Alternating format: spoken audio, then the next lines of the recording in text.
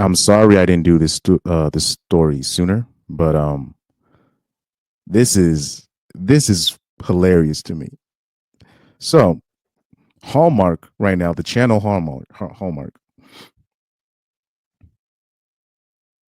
they're getting sued right now because they wanted to quote unquote replace old people. So basically, they're being sued over age discrimination with basically the female actresses. That's really what they want to say, but they're trying to say old people like to make it in general, but it's it's the females, right? So let's read the information.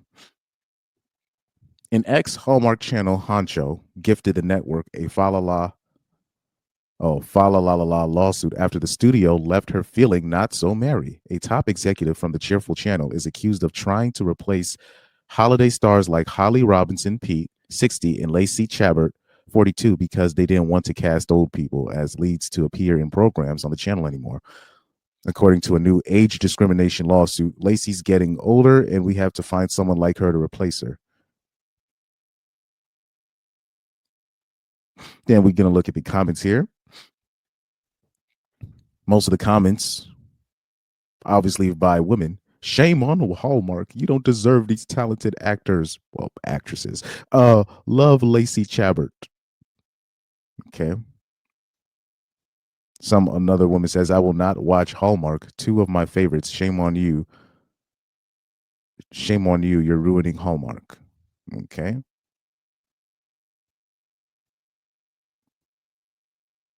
Well, somebody right here says, why not cast them in roles more fitting for their actual age? Well, I'm pretty sure they've been trying and they've refused. I'm pretty sure they've been trying, but they've refused. Anyways, I thought that's how it usually works. You just kind of just put them in different type of roles, until they accept the role that that they need to be in. Um, this story is just hilarious to me, man. Let me just say my opinion here and there. Imagine ex athletes, right? Sued the NBA or the NFL for age discrimination, right? We're suing you because you were scouting college football prospects to take our position. All they want is younger and fresher athletes that are less liabilities than I am. They would call that dude if there was a dude that came out with an age discrimination lawsuit, an ex-athlete, they would call that man bitter, hurt, resentful, ungrateful by men, mind you. Men would call him that. Men would call him that. And people would just laugh at him. But now with these actresses, now you got to worry about companies now got to worry about being sued because they want to put younger, hotter, prettier actresses on. That is what's going to turn into because people might take this lightly, but that's what it's going to end up turning into. You have all these, former Hollywood actresses that used to be the it girl or whatever they used to be the it person and blah, blah, blah. Now, because they age out, which is natural, which is not a bad, it's just you age out from being in certain roles or being able to do certain, movies and whatnot. Now people are going to start suing. Now, mind you, this woman in the middle, her name is, I forgot, I had her name. Penny Perry. That's her name, Penny Perry. She's the one filing the lawsuit. That woman in the middle. So not these two actresses. They're not the ones filing the lawsuit. She is. This woman in the middle who's completely post like it's not even it's not even close. You know what I mean? But I don't know why this is a lawsuit, but I will be paying attention to this story. I just find this to be a bit baffling that this is a lawsuit. It just because I just know that if a former ex athlete were to sue like the professional league that they were in for age discrimination, that guy would be treated like a joke. He'd be treated like a joke. Let me see. So somebody else says, but let's allow every male actor to act until they drop. Yeah, that makes sense. Well, there's a lot of roles that you could put male actors.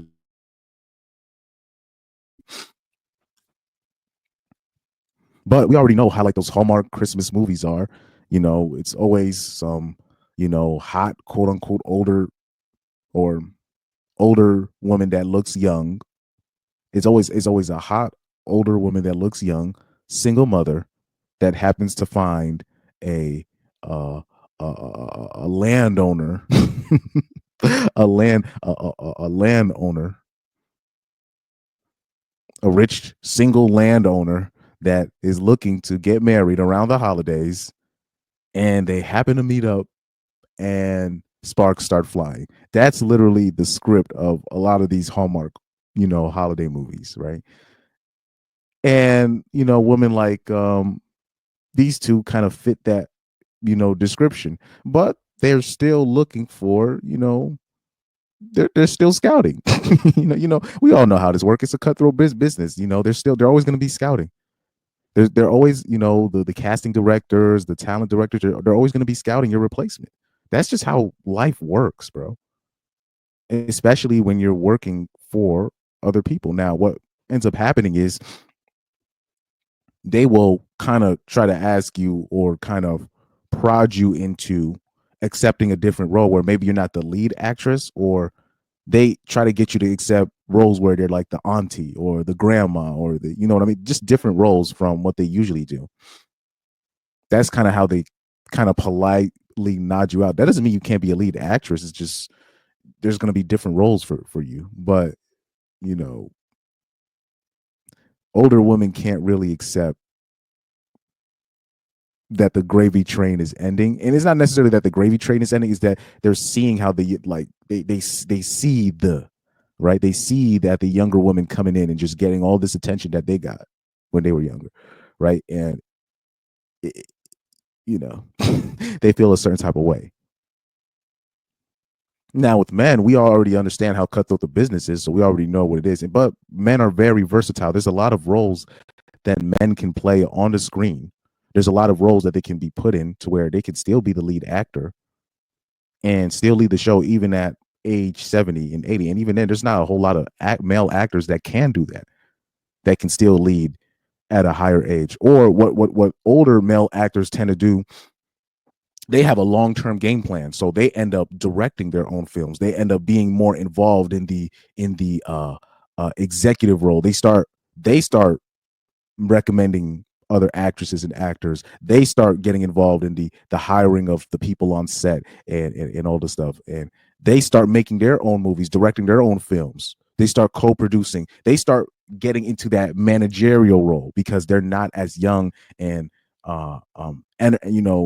they don't have that same energy like they used to. So they'll start to bring other younger male actors under them to groom them so they can have a role in developing a younger star underneath them, so they can have a hand in that, so they can also benefit from that. So men, especially, or like male actors, they tend to understand timelines and understanding, okay, I'm not going to be this young upcoming actor forever.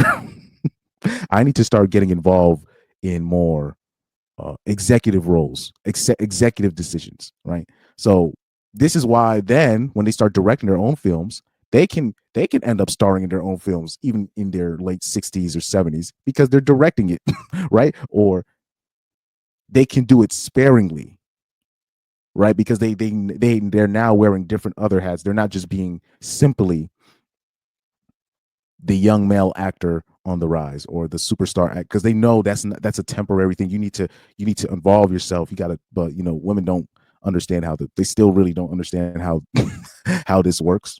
You know, they don't understand that you're not going to be the hot superstar actress forever. You need to start being involved in the hiring, or you need to start directing your own films. You need to start being a real boss chick and start making executive decisions with your career, or executive decisions when it comes to film companies, making your own film company. It's a lot that goes into that, but that's what a lot of male actors do, and that's what women need to start doing. So it's but this whole thing where now you're starting to sue these people for ageism, like, come on now. This stuff, this is getting ridiculous, to say the